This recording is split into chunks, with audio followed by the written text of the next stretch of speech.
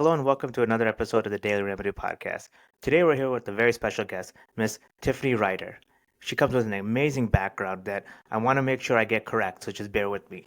She is an NFL cheerleader turned emergency medicine physician assistant, is passionate about providing affordable and accessible primary care. And if that wasn't enough, she's the founding partner of Direct Care Connect, a nonprofit healthcare delivery model with a vision to provide direct primary care services to underserved and uninsured communities in the United States. As I'm sure many of you have already known, she writes and speaks frequently on her personal and clinical expertise and experiences, highlighting the need for expanded access to patient education and patient care services. And with that, I'd like to welcome Ms. Ryder. Hi, Jay. Thanks so much for having me on. I'm so excited to be here. No, I'm glad that we were finally able to connect. Now, for those who may not be aware of your advocacy, of your work, can you provide a little bit about your background, how you got started, and where you've led today? Yeah, absolutely. I certainly was not always in medicine. Like you mentioned, I came from athletics and really intended to get into that world and cheer for just a short time just to prove that I could do it. But things sort of took off, and I ended up in that space for almost 10 years before turning to medicine. It's actually sort of how I ended up, getting into medicine and knowing that that was the place that I wanted to spend the rest of my career.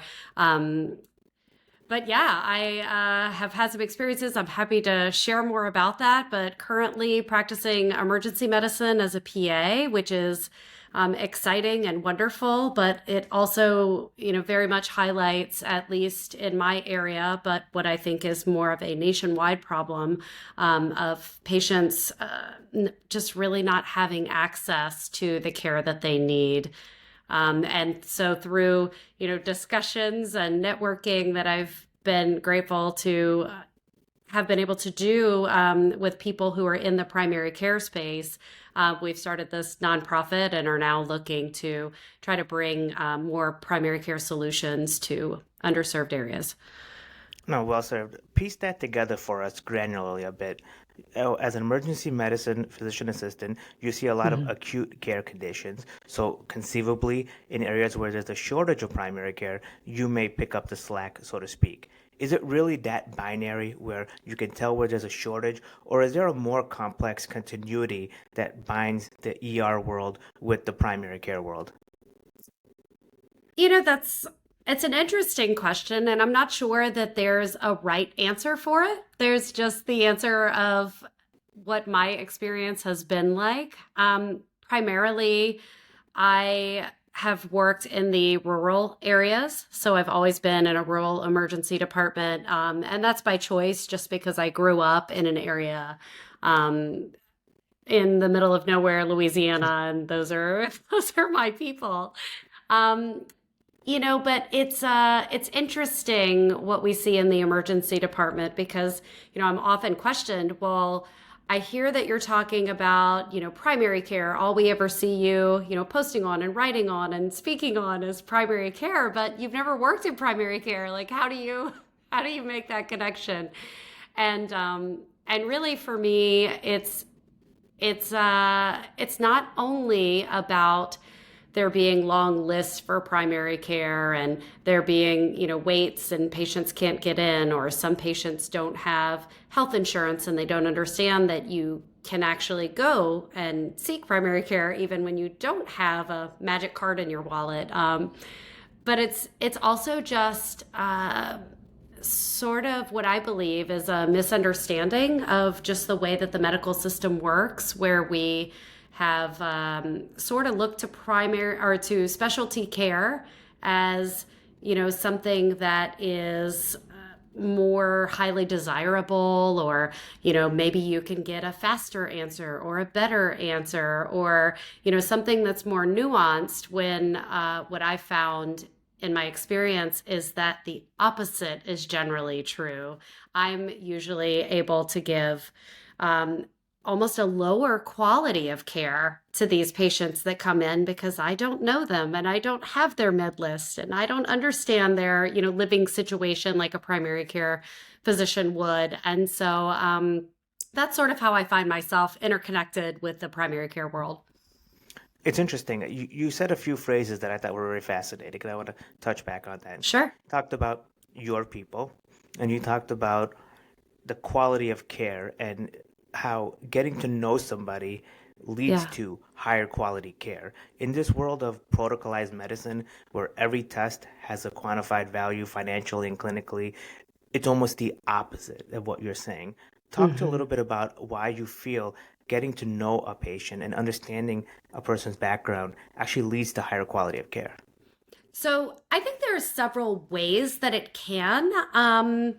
The first of which is simply colored by my own bias and my own non-compliance, if I use a medical term, right? But I'm very hesitant to take medication or do a test that's recommended. I'm very skeptical, and I find that a lot of my patients are as well, especially in more recent times where you're getting conflicting views from different spaces on the internet, whatever you.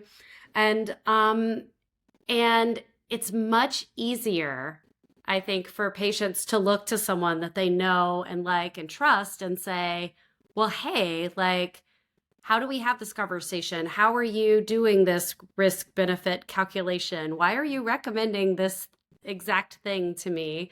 And that's much easier to do when you have some understanding of what the patient's life is like and what your doctor's personality is like. And so I think just the interpersonal dynamics play a big role there. But in addition to that, even in my experience, even the most informed, well educated patients will come into the emergency room and you ask them questions like, my electronic medical record says that you're on these 10 medications. Talk to me about this particular one. What do you take that medication for? And sometimes the patients will say, oh, I don't take that, or I don't even know if I take that. I just take what my doctor tells me, or I'll say, well, that's not a medicine that we would usually take all the time. Do you know why you're taking it for longer than 3 months? And they say, oh, I don't know. So having these conversations is is obviously much more challenging when you're just getting to know someone. And most of your patients didn't go to medical school, and it's not something that should be required to be able to receive Yeah. medical care. That's interesting. The word bias often is used in hmm a negative connotation. You're hmm suggesting that it's almost a way to connect, that your bias and the patient's bias almost forms a type of connection, if you will, that can improve the quality of care. Would you say that's a fair assessment, or I'm misreading the situation? I think that at least in my interpretation of the word and the way that I use it every day, honestly, is simply to acknowledge where I'm coming from and what my what my tendencies are, and and I do disclose those as much as possible when I'm aware, especially to my patients. And I say, well, I tend to, treat this more aggressively because I had a scary, situation at some point that has caused me to be biased in this way, or but I feel like having that conversation, especially in an environment where you don't know each other, and being able to say, this is the type of person, this is the way that I view the world, and that way they know if they view the world differently, they might want to ask more questions.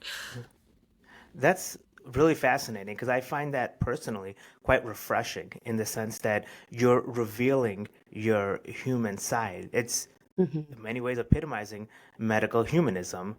I hmm have to imagine, though, in this kind of corporatized world of healthcare, that may have run afoul at times where maybe some administrative overlord or what have you might be saying, hey, don't talk so much about yourself, or hey, don't reveal so much about your tendencies. Have you ever got any pushback for being so relatable?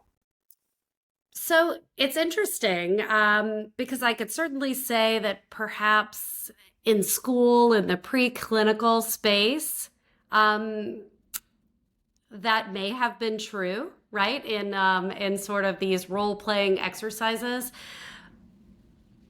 But what I found in the clinic is that people just seem to be desperate. They are desperate for a human connection. They are desperate for real truth and answers and something that feels real. And my patients, I'm very honest about what I know and what I don't know. And actually, I've never heard of that. Let me grab my attending. Like, I feel very comfortable in that space. And I think that people generally respond very well to that and respect that.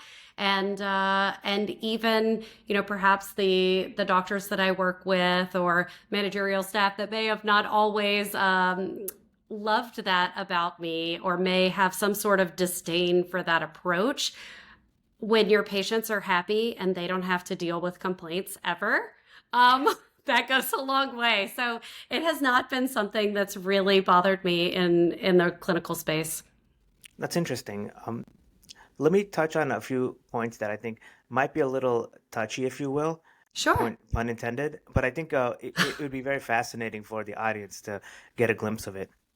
This approach, being relatable and kind of Hmm. expressing yourself as much as the clinical course of care, uh, how much of it is because you're a physician assistant versus being a physician, and how much of it is because of who you are, being perhaps a woman as opposed to somebody who is a man? How much of it is that your own individual dynamics versus kind of like a systematic play?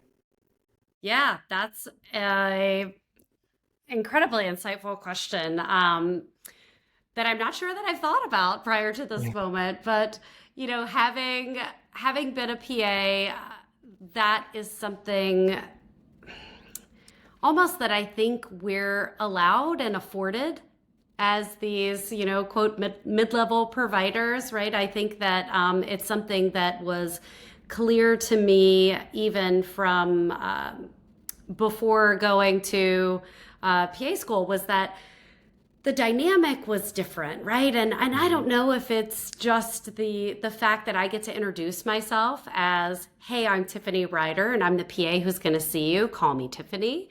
And and that does it, or if it's the fact that I'm a woman or that I grew up in a situation with very limited financial means around people who had very little formal education and just feel really comfortable in that space.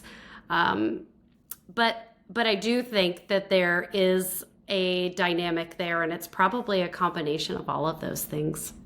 Yeah, it's interesting because your life experiences have almost given you a certain skill, a certain empathy that I Hmm. think would be more appreciated in today's world of medicine, where there's just a growing angst, a growing frustration.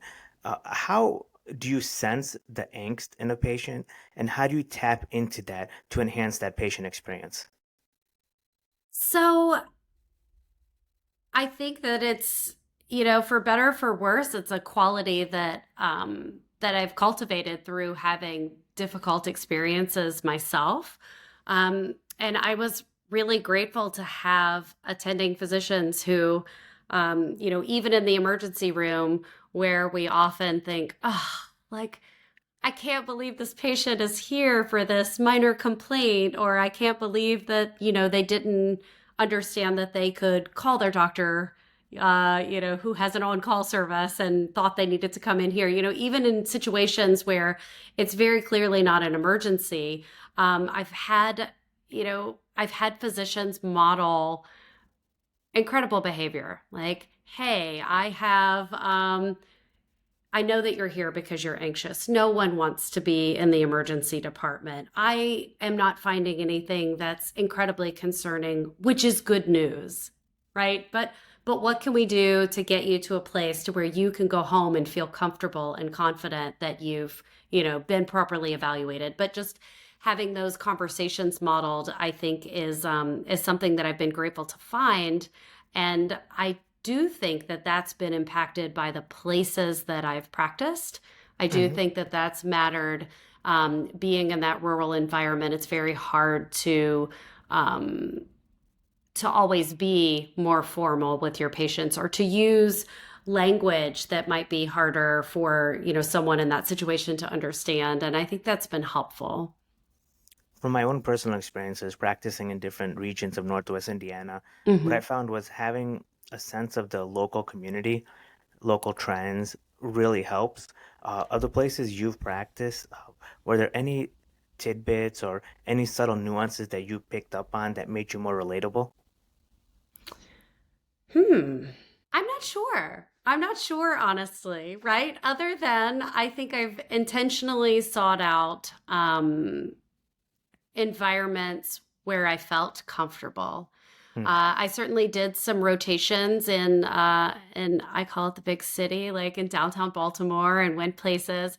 And what I noticed, and what I would recommend to anyone who might be a student or early on in their journey, is that I noticed that I didn't feel like I fit in. I felt like a fish out of water. I would talk to patients and they would explain stories to me that I just had never, they were things I had never experienced or I didn't understand, or my colleagues would speak, they would talk about patients in a way that didn't resonate with me. And I found just from going on job interviews and doing rotations in different areas that this rural setting just resonated with my upbringing and allowed me to go back to pre-medical training and say, oh, like how would I have understood that? How did I want someone to speak to me? And I think that's been a big part of how I've been able to be happy in the situations that I've been in and why I've been able to relate to patients as well as I have. Well, it's interesting. Let's touch on that a bit. The whole aspect of your preclinical life versus the clinical Hmm. life and how you drew comfort. Without getting too much into the specifics, can you give an example of a situation where you knew you didn't feel comfortable versus a situation where you knew you felt comfortable? Was there a trigger that then determined I'm comfortable versus I'm not comfortable? I think that feeling, I've always been curious. And I think that many of us in medicine really are. Like, we're those kids that just Mhm. drive our parents crazy because we just can't stop asking questions. And I think for me, that's probably the clearest indication is being able to, show up somewhere and say, I don't understand what's happening. Like, why is this going on? Or, and not just with staff, but with patients and with people at higher positions or different education or skill sets than I have to just be able to say, I don't need to know everything and I don't know everything, but like, can you help me understand what in the heck you're talking about? And I think that that's been a pretty good indication of if I'm in a good place where I'm going to thrive. Yeah. How much of this goes back to your preclinical life, working as a cheerleader, meeting new people, putting yourself out there? How much of that helps to inform how you practice medicine today? Yeah, I think it's pretty significant. I know that from my background of really growing up, like going to the health clinic to get vaccinations, before school, and then any other visit or interaction really just didn't happen in the primary care setting. It happened in the emergency department because there was something significant because I didn't have health insurance. And my first interaction after growing up and getting married and moving out of the house and going to college, was really working at Walter Reed Army Medical Center. Mm.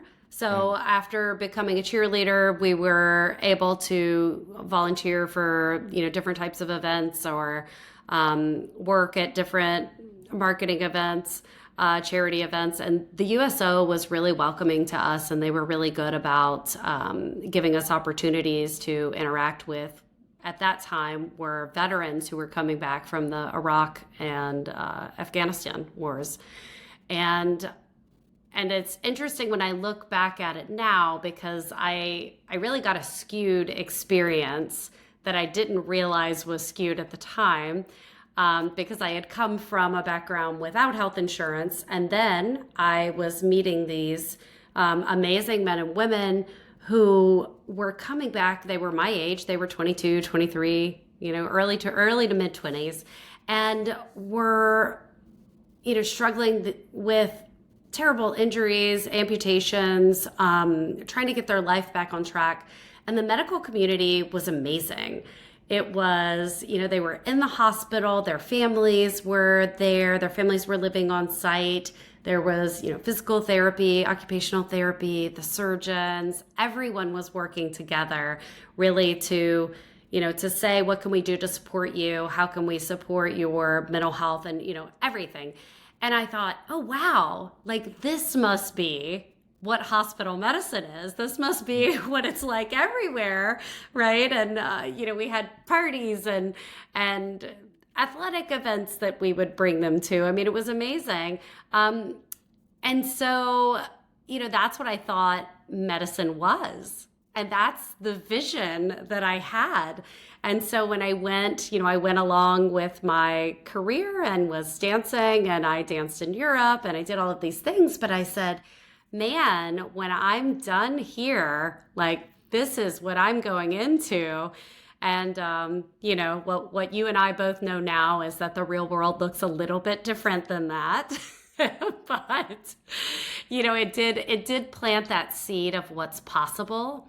And I think that that's likely what drives me now is knowing that we can do better than we're currently doing.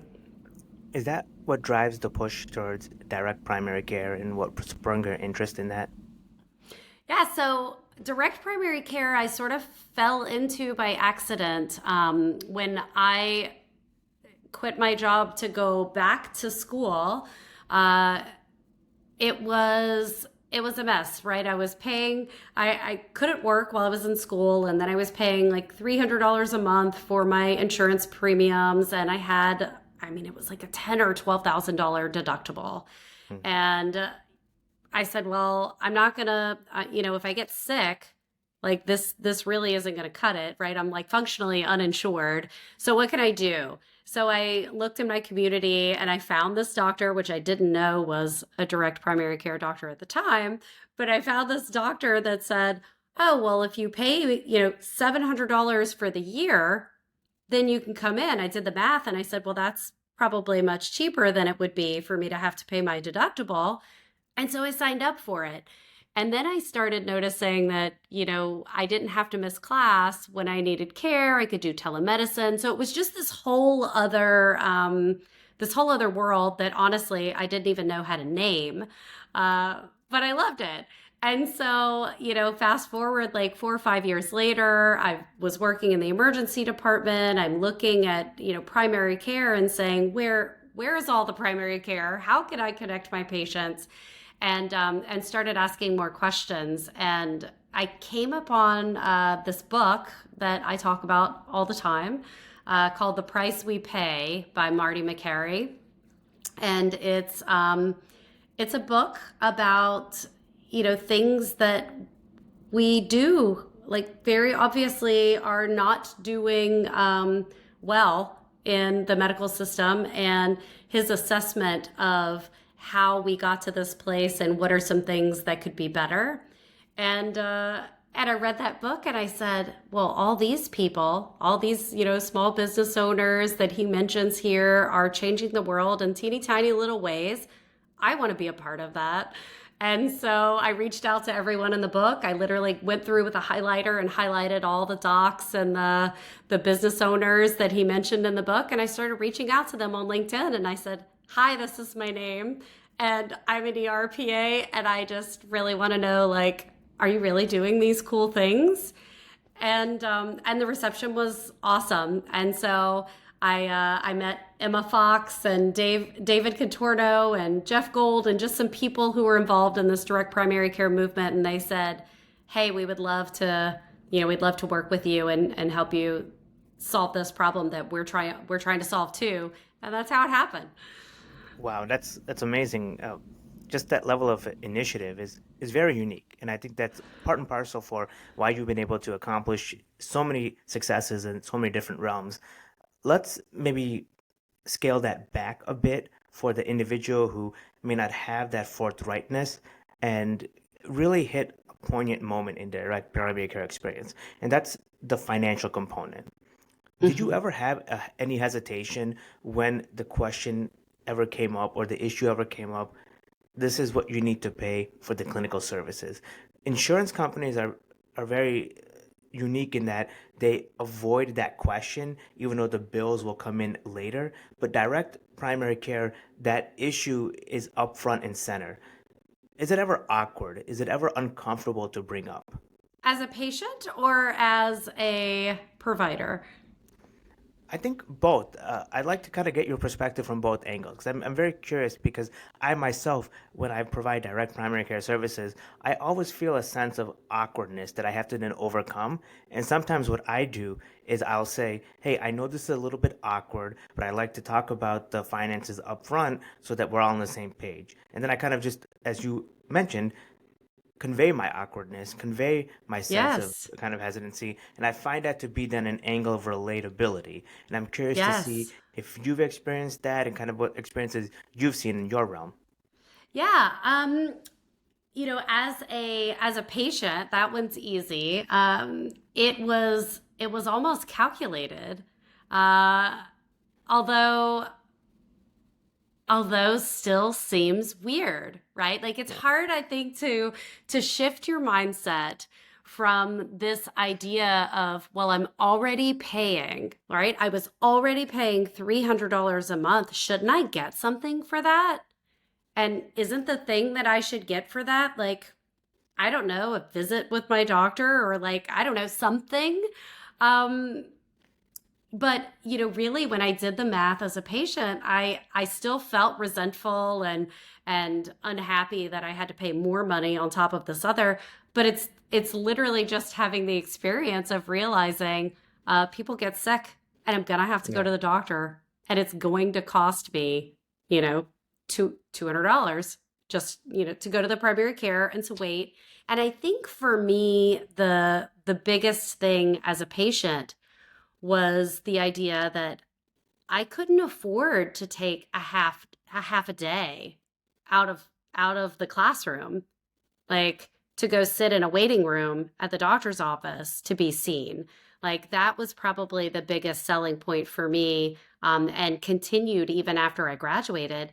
Like as an emergency medicine PA, if I don't work, I don't get paid. Right. So it's not, there's a whole host of people working in this country that don't have enough PTO for, to cover all of the things that's needed, or don't have any PTO, or on hourly wages. And I think that was the biggest selling point, for me. And as a provider, it's different. It's interesting because I'm not talking directly to patients about providing direct primary care services myself. So Mm. I don't have that awkward moment that you have, because it's easy for me to say, well, you should go see Dr. J. And if you can do it in this way, that's absolutely what you should do. And let me tell you why, right? Like Mm. it's very easy for me to do that because I'm not, on the receiving end of any sort of payment. But Right. but it's interesting how much guilt we feel about things, even though beyond the shadow of a doubt that you are providing incredible value for whatever the subscription cost might be in Illinois. um, but it's a difficult conversation for us, especially in medicine, because I don't know, I wasn't taught that in school. Yeah, no, there's never a course or a plenary on how to discuss financial aspects of medicine with your patient. Yeah, Certainly not a course that you'll see in too many medical school curriculum. yeah, for But that's sure. it's interesting how we need to start having that conversation. Um, for me, as mentioned, convey the emotions that I'm feeling at the time when I bring it up. Uh, in your experiences with the physicians that you've worked with, or at least the physicians that you've spoken to about these models, what techniques or what sort of approaches do they take when they're having these conversations? I think it's similar, right? It's similar to acknowledging that it's just acknowledging that this is not something that we're accustomed to doing Yeah. and and you know as the physician, as the clinician, and as the patient, we're we're used to having this little magic card that does all of the things for us, Yeah. and we feel some sense of entitlement because we pay for that. And I think that's the biggest hurdle. I have a friend I mentioned earlier, Dr. Gold. He's a direct primary care physician in Massachusetts, and I've heard him talk about it. And he says, you know, my subscription costs less than almost every American in this country pays for their cell phone bill. So, Mm. and I provide like amazing service. So like I don't feel, that it's a huge ask, but I do feel like it's a matter of addressing what almost seems sometimes like a religion. Like Mm. we are emotionally attached to the idea of health insurance, which if we treated like car insurance, which is essentially what I do with my DPC, I say, okay, I will go take care of all of these things. But if I have something big, then that's worth, clicking that claim button. But if we treated it more like car insurance, the whole country would be in a better place, That's really fascinating because different insurances evoke different emotions. Life Mhm. insurance, car insurance, health Isn't insurance. it? Yeah, it's really interesting how part of this is to understand the psychology of health insurance and what sort of attachments patients have. And going back to what you had mentioned earlier, it's a form of bias. So Yeah. perhaps by raising awareness of that bias, you can help ease the transition into a DPC model. Yeah, yeah. And I almost think and this is part of the reason behind this nonprofit that we're starting is that there's this idea when I speak to people about direct primary care, there's this false belief, in my opinion, that direct primary care is for rich people. And I Mm. always say, I got direct primary care because I couldn't afford to go to the doctor, right? Like, because Yeah. I had no job and was living on my student loans very poorly. So, it's really just a matter of reframing that conversation, and I think that the easiest way that I see to reframe that conversation is more people talking about it, more people going on podcasts and writing about things like this, but also, this our idea behind the nonprofit is, well, how can we provide, direct primary care to underinsured or uninsured patients? Because the follow-up question to that is, well, why do they need it? We have lots of programs, we have lots of things. And the answer to that is it's super cumbersome, right? Like signing up for Medicaid is really difficult for a lot of patients. Figuring out the system, like getting into the primary care after you're signed up, or for, someone who is working and they want to be able to work so that they can move up and get to a higher paying job where they can afford these outrageous deductibles. You can't get there without taking the first step.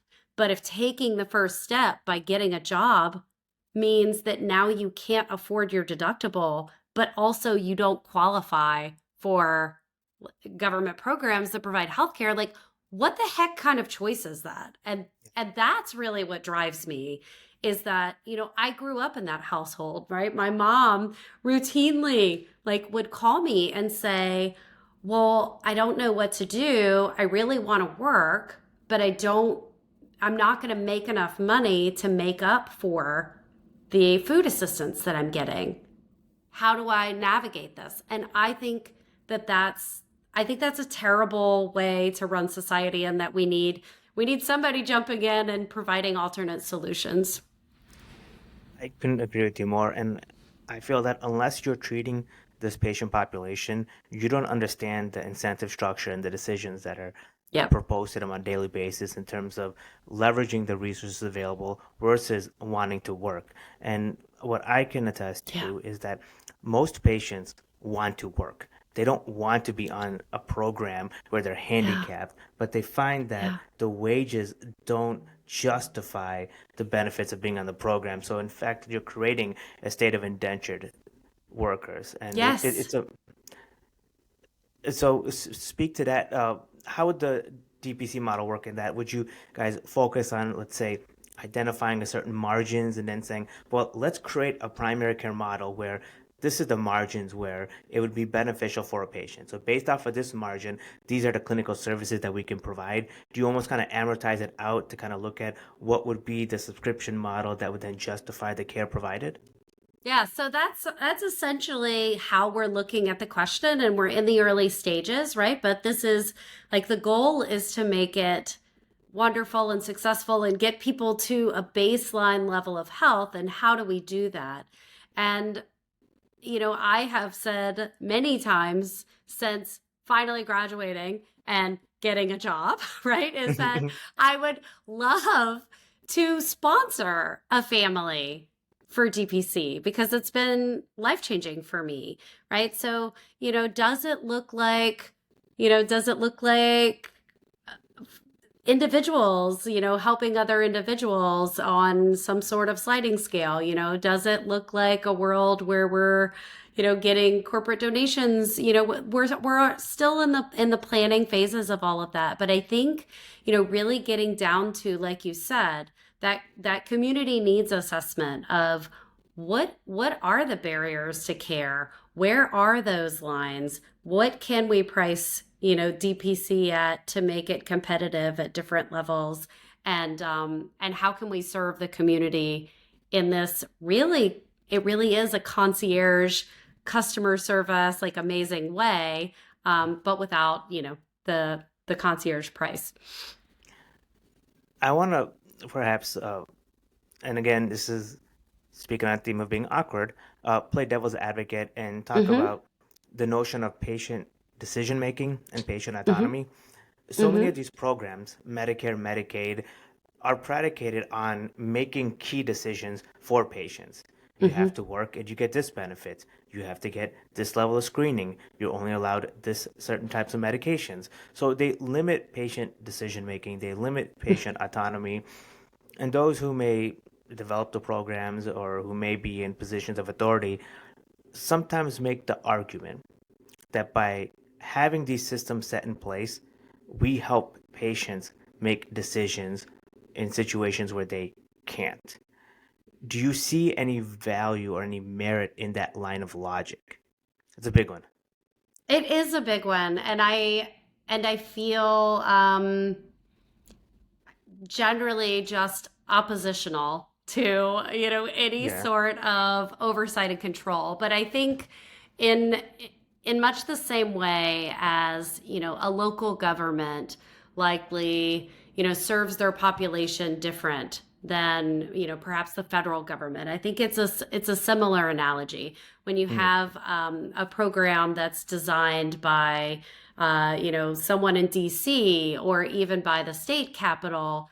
It's less flexible and less responsive to the needs of the individual community. And I do think that um, working within a private structure, whether it's a nonprofit or just a DPC practice, right? Like, your patients, and you talk to them and you say, what can we do to serve you, and how can we make this better, and how can my business be adjusted, um, and can essentially provide options that do preserve the patient's autonomy. And I think that that's much easier done, the much more success. It's going to be a lighter lift when it's done in these individual smaller orgs. Interesting. Let's touch on patient autonomy a bit because I think Hmm. it's a key topic especially in this post-pandemic world. Yep. You and I have both seen firsthand how patient trust or the lack thereof Yeah. leads to different decision making when it comes to healthcare itself. Do you Hmm. think the time is ripe for patient autonomy to empower patients to say, hey, you need to be more in charge of your healthcare, and this is what you need to do to be in charge? I really do. I have always believed that that is the way, but I Hmm. haven't always seen an environment that's conducive to people actually taking that responsibility, right? Because it's not just a right or a privilege. It's also with that right comes great responsibility. Um, and I do think that, we hear a lot about mistrust and the loss of trust in public health. And I think that a lot of that, in my personal opinion, I think a lot of that results and has resulted from organizations and people trying to control patient decisions, right? Instead of saying, I really need you to take this antibiotic because you're septic. And if you don't agree to this antibiotic, I believe that you will die.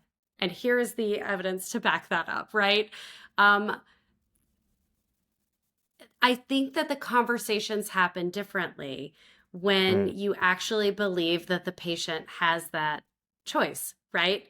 Like if I say, well, you have to take this antibiotic or I'm going to take your decision making away, like you're going to respond differently to that than me coming to you and saying, I'm really, really concerned. And here are all the reasons that I'm really Mm. concerned. And I've had to do that since the pandemic with patients who wanted to refuse things like rabies vaccines, Yeah. um, right? Which is scary. And I'm like, I promise you, I'm not trying to tell you what to do, but also, like, this is the horror of the concern that I have.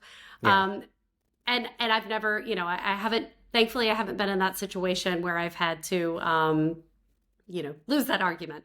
But, Mm. but I just think the way that we approach the conversation and that we approach, the patient from almost a collaboration is bound to get better results like it is in all areas of Yeah. life. And I think I think that we've lost sight of that a little. Yeah. We've grown so complex, we forgot how important the simple things are. Yeah, yeah, like just please and thank you and respect and I know that you can tell me to pound sand, but here's why you shouldn't. Yeah. And I don't know. I think that that's just the fundamental way that medicine and life should work, and I just don't think that public health should be any different. I fully agree. And Ms. Ryder, with the time that we have, Hmm. I included your website below so that the audience can, if they so choose, visit and learn more Hmm. about you, potentially see collaborations. But for Hmm. those who may be listening and not access to the URL, can you let them know how they can get a hold of you? Yeah. So I have a couple of things to share. You can always connect with me on LinkedIn. It's Tiffany Ryder, Ryder. My website is tiffanyryder.com. And I have a patient guide that I've written with the intention of doing actually all of the things that we just talked about, like with the intention of informing patients, just a little bit more about the way that the healthcare system works and how they can ask questions respectfully to their physicians or clinicians to hopefully get better answers and take some of that power and autonomy back.